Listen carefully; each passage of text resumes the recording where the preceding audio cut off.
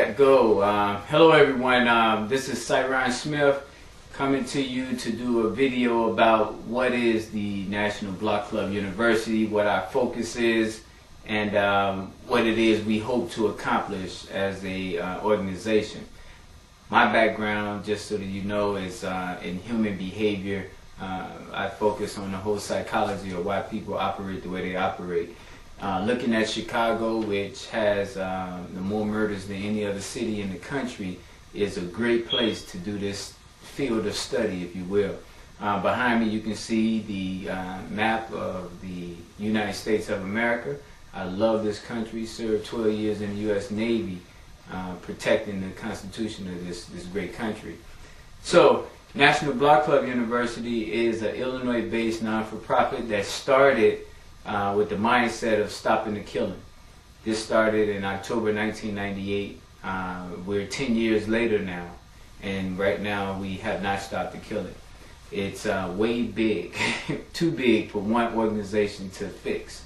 This challenge is one that the federal government hasn't been able to solve in itself, so no organization will be able to do it alone.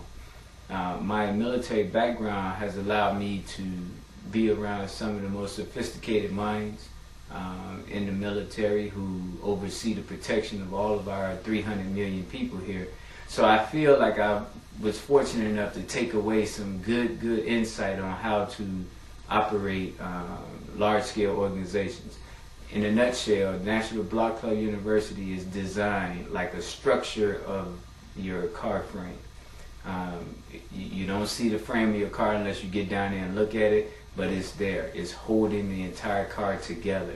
Without the frame, you would not be able to drive that car. The car wouldn't even be able to be assembled. So the way I look at National Block Club University, it's the block by block network that holds us together. I must say this, that I love all people, but I am particularly concerned about people in the struggle. Unfortunately, those people in the struggle happen to look a lot like me.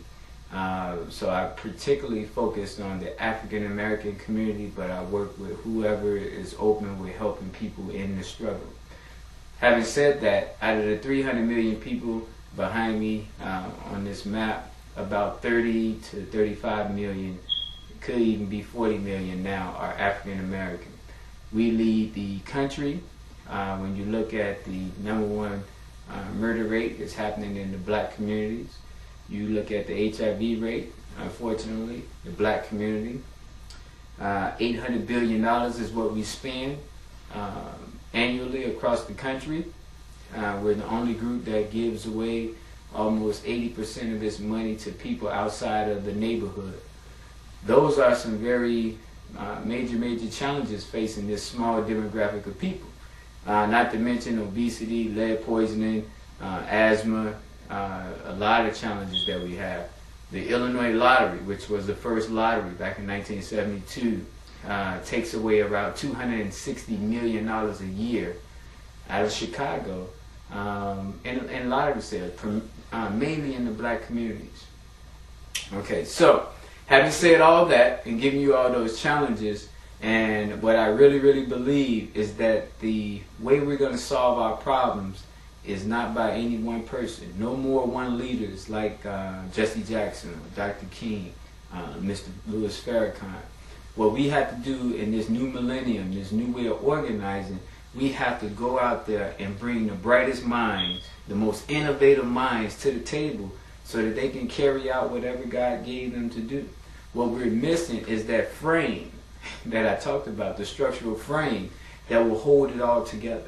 So for instance, down in Miami, you have Ms. Thomas down there doing a wonderful daycare program that's reaching out to the neighbors in her neighborhood and getting them to sit down. That's good down there in Miami. But in that same neighborhood, Liberty City, 9 people were shot, 2 died, gambling right outside the store down there on 52nd, I believe.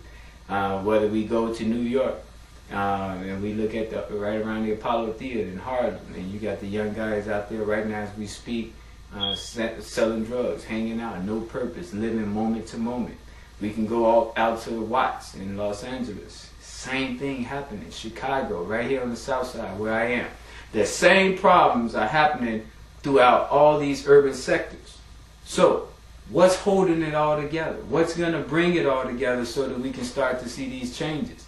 I beg to differ when people say it's a money issue, because in each one of these neighborhoods, if you look at the expenditure of money, you'll see that millions of dollars are leaving on gambling. Not to mention fashion. In Chicago, for instance, we have over 800 corner stores owned by outsiders. People who literally make money and take it outside the neighborhood. Can't rebuild anything as long as you have that type of bleeding happening in your neighborhood. Not to mention the gas stations. In Chicago, we only have on record one African American owned gas station in a city that we're over 36% of the population. These are problems. I love what the Latino community is doing in terms of buying up property, banding together, and just really doing what it takes so that they can insulate themselves during this recession that we're in. We have to help the African American community do the same thing if we're going to have a sustainable nation and of course city. So, National Block Club University does the door-to-door, house-to-house, block-to-block, daily interactions with people. I always give people the analogy. Michael Jordan, being the best basketball player on earth during his tenure, had he not gotten a chance to get in the game, who would have known that? So to have the best basketball player sitting on the bench and not putting him in the game is a travesty. I believe that we have a lot of Michael Jordans on the block, in the house, that we haven't gone to talk to figure out what their skill set is and how we can get them into the game. And this game that I'm talking about is this struggle on how we're going to stop the killing, stop the dying of young people, educate these young people, so on and so forth. Anyway, keep this in mind. There's no one place that all black people are going to go to be united. We have to change the definition of what united means. Unity pretty much stands for shared values and shared responsibility. Values meaning something you believe in, and responsibility meaning something that you're going to take ownership of and execute. So when you look at our community, and I just take Chicago right now, you look at what's valuable in our neighborhood: looking good, not being disrespected. What's not valued is saving money. What's not valued is going to school, being educated, being the first to raise your hand when asked a question, being eager and motivated to do good. These things are not as valuable collectively. Some people have it, but collectively we shun those things, and that's a problem that has to change. You also look at the neighborhood. In every other ethnic group neighborhood in Chicago, which is still one of the most segregated cities, what you will find is that the people don't have to say buy Mexican. They don't have to say buy China, buy this, buy that, like we have to say buy black, because they know it's in their daily patterns of behavior that they spend money with people who's going to recycle those dollars and make sure that the money touches everyone in the neighborhood.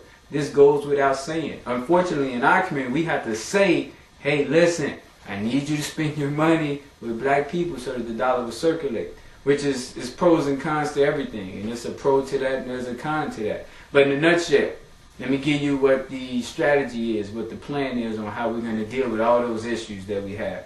Number one, we have to continue going out there in the field, house to house, block to block. We have to do that. It's no one place that everyone's going to come to, so you need field people out there in the field, knocking on doors, engaging people and talking to people. It's funny because a lot of times people tell me, you're wasting gas, why don't you just call a meeting and have people come to you? The people who's going to come to you are some of the same people that's being recycled in the CAPS meeting, in the LSC meeting, in the church meetings. Those people are pretty conscious. They know we have a problem and they're active, but they're the minority.